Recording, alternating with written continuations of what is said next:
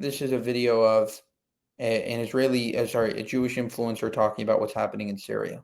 Let's talk about Syria. If you are not aware of this situation, here's what you need to know.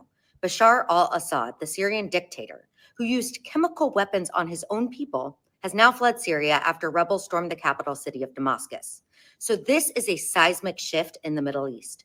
But let's break down what it really means for Syria, for Israel, and for the world. So Assad wasn't supposed to be president. His father, Hafez al-Assad, ruled Syria for 30 years with an iron fist. But when Hafez died in 2000, Bashar, who is trained as an eye doctor, was thrust into power with little political experience. At first, there was hope for reform, but that hope died quickly when Assad cracked down on dissent and plunged Syria into a brutal civil war in 2011. Over 500,000 people have died. Millions more have been displaced. Interesting that there hasn't been any global outrage about this, huh? The same UN that just demanded Israel hand over the Golan Heights stopped counting the Syrian death toll. Oh yeah, and let's not forget that Assad was only able to stay in power this long because of his two biggest allies. Are you ready for this? Russia and Iran. Russia intervened in 2015 to save Assad's regime. For Putin, Syria isn't about Assad. It's about, guess what? Power. Syria gave Russia a critical foothold in the Middle East, and their naval base in Tartus guarantees access to the Mediterranean. And then there's Iran. For years, Iran used Syria as a launching pad to transfer weapons to Hezbollah and build up military infrastructure right on Israel's doorstep. Iran's goal? A Shia crescent stretching from Tehran to the Mediterranean, with Syria as a key link in the chain. So now that Assad is gone, who is in charge?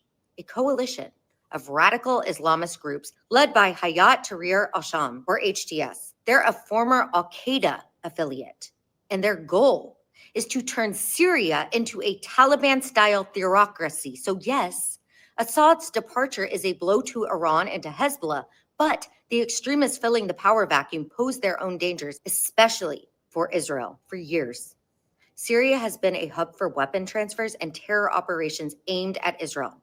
And now, with this new chaos, Israel has to be even more vigilant. Israel has already entered Syria to create a buffer zone, protecting its borders, and even helping UN forces who are under attack. The world needs to understand this very important point. What Israel is doing right now goes far beyond just protecting itself.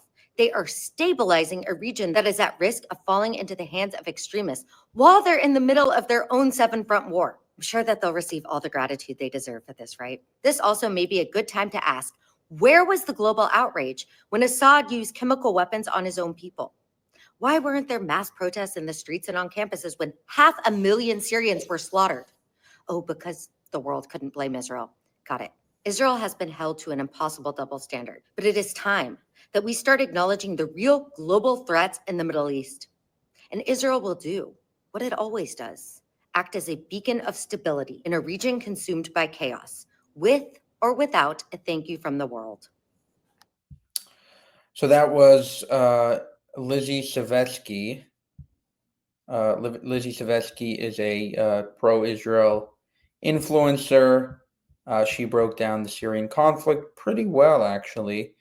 Basically, you have bad, and now we've replaced bad with bad. Okay, so that's basically it. For more, subscribe to this channel. If you want to help us make more of these videos, you can go to buymeacoffee.com/JewishUncensored, and we'll update you if anything else happens. Thank you. Have a good one.